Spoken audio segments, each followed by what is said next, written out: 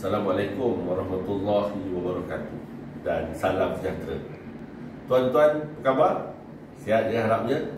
Tuan-tuan teruskan menonton video ini kerana kandungan dalam video ini adalah sesuatu yang sangat-sangat signifikan kepada saya dan kepada tuan-tuan sebagai warga negara Malaysia. Tuan-tuan, kandungan video kita pada kali ini akan membentangkan tentang perlembagaan persekutuan sebagai tapak integrasi dan wahana etika dan peradaban.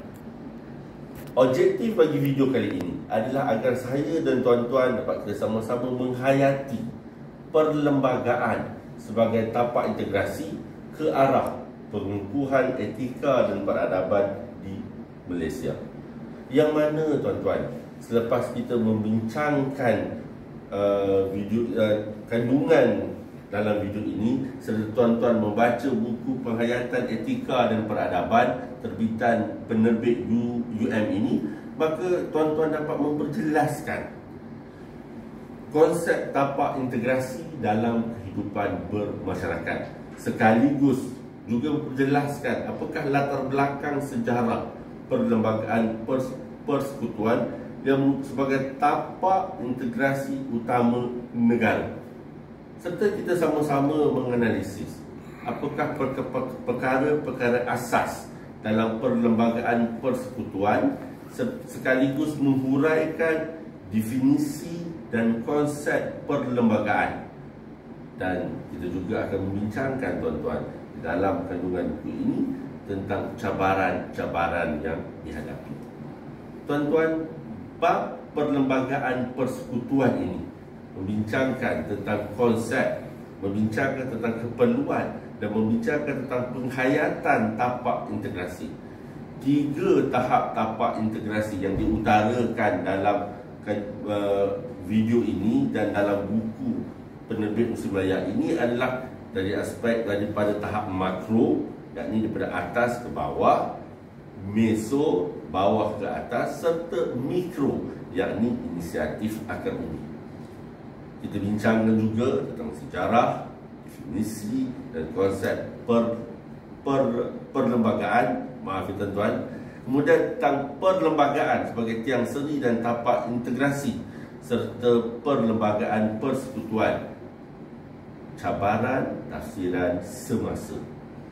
Tuan-tuan, konsep tapak integrasi yang diutarakan dalam video ini adalah merujuk pada satu ruang yang abstrak dan ruang yang nyata, di mana berbagai pihak ataupun kelompok masyarakat, termasuklah kelompok etnik, agama, parti politik, badan bukan kerajaan dan sebagainya, yang berbeza etika dan peradabannya, tetapi bertemu dan berikhtiar untuk mencari persetujuan ataupun satu titik pertemuan secara aman dan harmoni.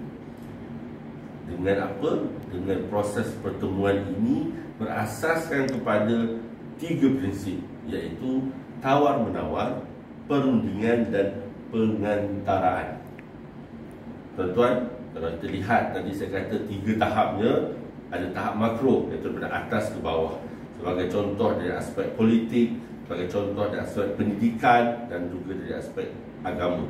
Manakala tahap meso adalah pada tahap dari bawah kepada atas, bottom up, iaitu peranan NGO lah, terutamanya sebagai pengagih pada habuan pembangunan. Dan pada tahap mikro, di mana kita mementingkan kepada inisiatif akademik. Tuan-tuan, sejarah, definisi dan konsep perlembagaan kita perlu fahami, yang mana saya sarankan tuan-tuan untuk meneliti perlembagaan persekutuan yang mempunyai 15 bahagian, 183 perkara dan 13 jadual. Tuan-tuan, kalau kita lihat dari segi sejarah dan garis waktu penggubalan perlembagaan, maka kita akan melihat pada beberapa tahap, di mana undang-undang yang ada sebelum zaman penjajahan, pada era Malayan Union, Persekutuan Tanah Melayu 1948, kemudian kewujudan kerjasama antara etnik dalam CLC dalam pilihan raya, kewujudan parti perikatan contohnya, Suruhanjaya perlembagaan serta jawatan sekuasa kerja. Tuan-tuan, kita lihat sejarah ni, saya saran tuan-tuan memberi fokus kepada 4 era, iaitu 1946, 1948, 1957 dan 1963.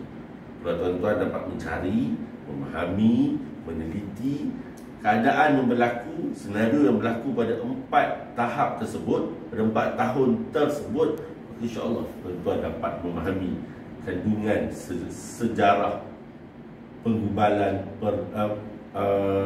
sejarah perlembagaan negara kita.